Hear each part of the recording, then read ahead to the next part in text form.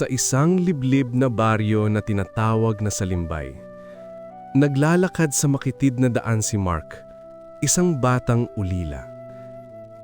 Ang lumang kamiseta niya, puti, kupas, madumi at butas na. Ang kanyang pantalon, itim, parehong luma, kupas at butas na rin. Ngunit sa kabila ng lahat ng iyon, kitang-kita sa kanyang mga mata ang tapang at determinasyon. Kaya ko to. Kailangan lang talaga. Basta, hindi ako susuko. Bulong niya sa sarili. May halong kaba, may halong lakas ng loob. Araw-araw, dinadaanan ni Mark ang mga bakanting lote at kalsada ng baryo. Nangongolekta ng basura, plastik, lata, papel, at iba pang pwedeng ibenta.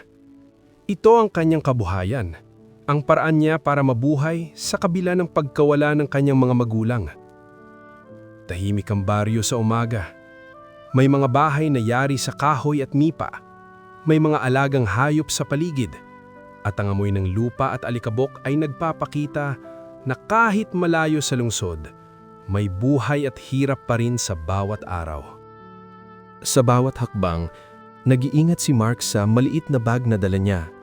Hindi siya nakikialam sa laro ng ibang bata. Tahimik siyang naglalakad at nagtatrabaho. Ngunit sa kanyang dibdib, may liwanag ng pag-asa. Basta, hindi ako susuko. Bulong niya sa sarili.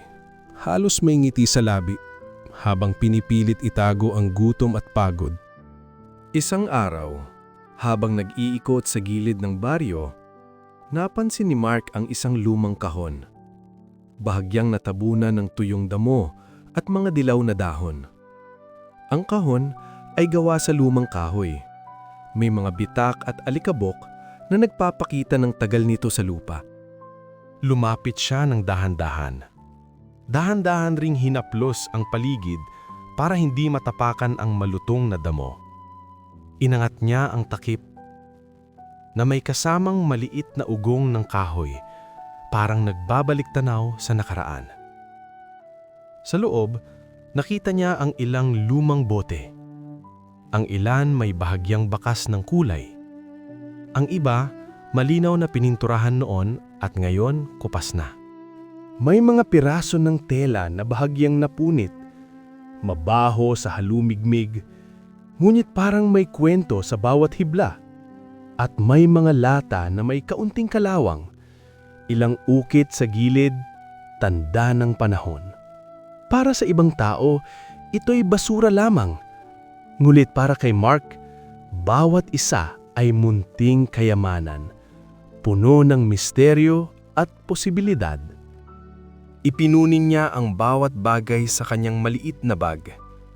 Ramdam ang bigat ng bawat basura sa kanyang kamay. Tumigil siya sandali at huminga. Ang dibdib niya ay puno ng kakaibang kasiyahan, halo ng gulat, kagalakan at kaunting takot. Sa unang pagkakataon, naramdaman niya na may biyayang dumating sa kanya, kahit simpleng bagay lamang. Habang dala niya ang bag pauwi, ramdam niya ang init ng araw na dumampi sa kanyang likod at ang malamig na simoy ng hangin na humahaplos sa kanyang mukha. Parang may liwanag na pumasok sa madilim niyang mundo. Baka may swerte na darating sa akin. Bulong niya sa sarili, may bahagyang ngiti sa labi at may kislap ng pag-asa sa kanyang mga mata. Ramdam niya na ang munting kayamanang ito ay simula ng bago niyang mundo. Isang simpleng ligaya na bihira sa kanya. Tuwing gabi, nakaupo si Mark sa tabi ng lumang bodega. Pinagmamasdan ng mga kumikislap na ilaw ng baryo. Ang bawat liwanag, parang munting bituin sa lupa, nagdadala ng init sa madilim niyang mundo.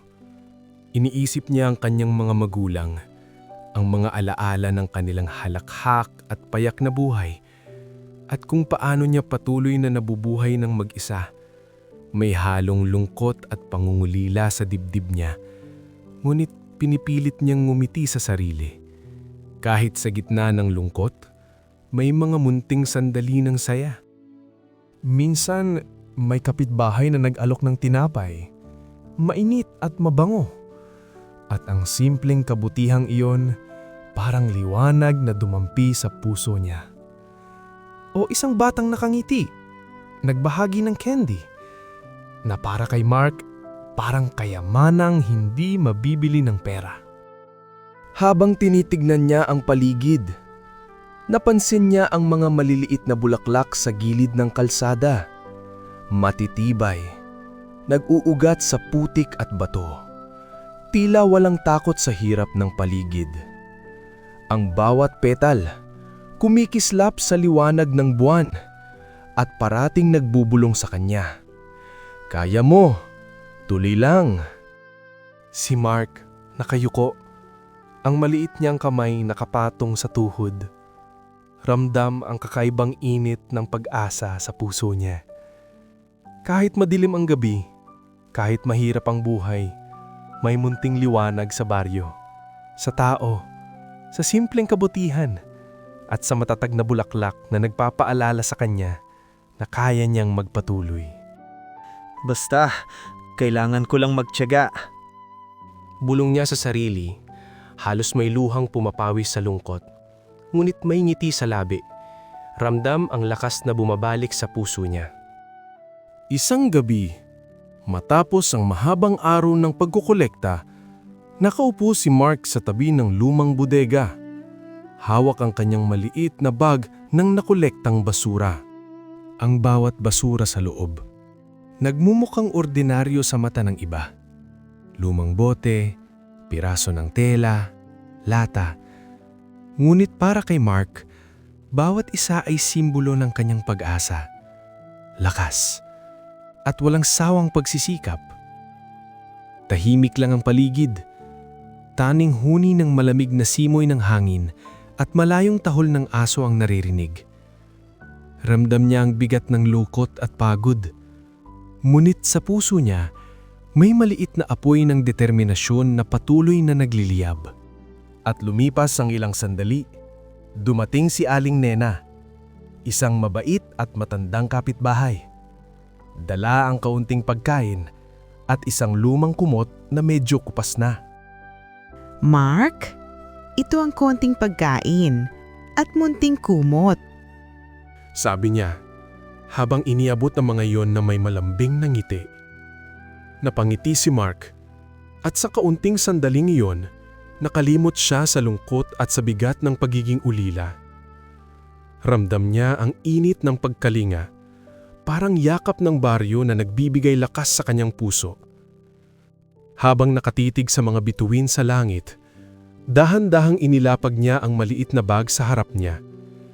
Ang bawat kumot na naabok, bawat tinapay na nakahawak sa kamay niya, ay parang maliit na bituin na nagbigay liwanag sa madilim niyang mundo. Kahit maliit, sapat na ito para malaman ko na hindi ako nag-iisa.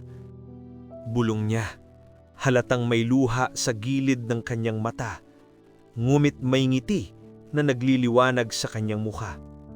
Ngumiti si Mark ng banayad. Ramdam ang tiwala at lakas ng loob na bumabalik sa kanya. Ang kanyang lumang kamiseta at pantalon ay kupas at butas-butas pa rin. Ngunit sa kanyang puso, naroon ng liwanag, pag-asa, tapang at lakas ng loob para harapin ang bukas. Hindi nasusukat ang buhay sa ganda ng suot o dami ng ari-arian. Nasusukat ito sa tatag ng loob at sa kakayahang magpatuloy kahit mag-isa. Kahit sa gitna ng kahirapan at pag-iisa, ang munting kabutihan, ang malasakit ng kapwa, at ang pag-asa sa puso ay sapat upang magbigay lakas at liwanag sa bukas.